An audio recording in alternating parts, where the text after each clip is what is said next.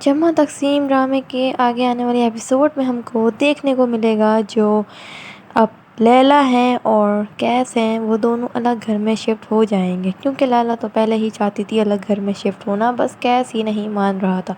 کیونکہ وہ نہیں چاہتا تھا اپنے پیرنٹس کو اکیلا چھوڑنا اور نہ ہی اپنے گھر کو۔ لیکن جو اس کے گھر کا ماحول تھا وہ بالکل بھی رہنے کے قابل نہیں تھا۔ ہر وقت ان کے گھر میں لڑائیاں اور جھگڑے رہتے تھے، دونوں نندیں آپس میں لڑتی رہتی تھیں، جیٹھانی دیورانی لڑتی رہتی تھی۔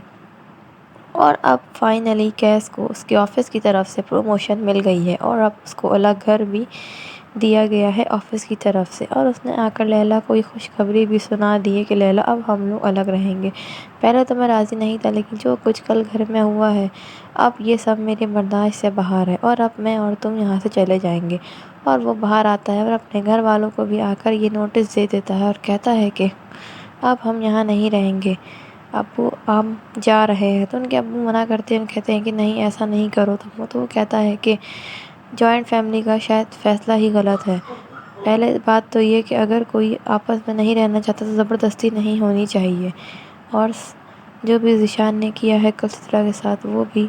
بالکل بھی برداشت والا نہیں ہے، تو اس لیے میں تو اب جاؤں گا اور میں اب ذیشان کی شکل بھی دیکھنا نہیں چاہتا۔ یہ کہہ کر کیس وہاں سے چلا جاتا ہے، اور لیکن جو راجدہ ہوتی ہے اب وہ بھی کافی زیادہ پریشان ہو جاتی ہے اپنی بیٹی کی وجہ سے، اور کہتی ہے کہ میری بیٹی کے ساتھ اس نے کیا کرا، اور اپنی بیٹی پہ صحیح سے دھیان بھی نہیں دے پاتی تھی، ہر وقت گھر کے کاموں میں لگی رہتی تھی، اور اب وہ بھی نہیں چاہتی ہے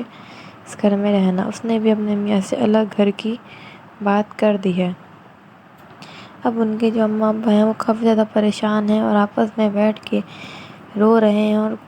ظاہر سی بات ہے انہوں نے اتنی مشکل سے اپنا گھر بنایا، کون چاہتا ہے کہ ان کے بچے ایک دوسرے سے الگ ہو جائیں، لیکن کبھی کبھار جوائنٹ فیملی میں کچھ ایسے مسئلے ہو جاتے ہیں جس پہ لوگ الگ ہو جاتے ہیں، تو ان کے اماں ابا کافی زیادہ پریشان ہو رہے ہوتے ہیں۔ دوسری جگہ دکھائیں گے کہ جو لیلا ہے وہ بھی اب کیسے کہتی ہے کہ شکر ہے کہ تمہیں میری بات سمجھ آ گئی، تم تو ہمیشہ میری بات کو غلط ہی میں دو میں لیتے تھے، اب دیکھ لو۔ دوسری جگہ یہ بھی دکھائیں گے کہ جو اس کی نند ہے وہ خود الگ گھر میں رہتی ہے، وہ خود اپنے گھر والوں کے ساتھ نہیں رہتی اور نہ ہی اپنے ساس سسر کے ساتھ رہتی ہے، تو یہ بات لیلا کہہ دیتی ہے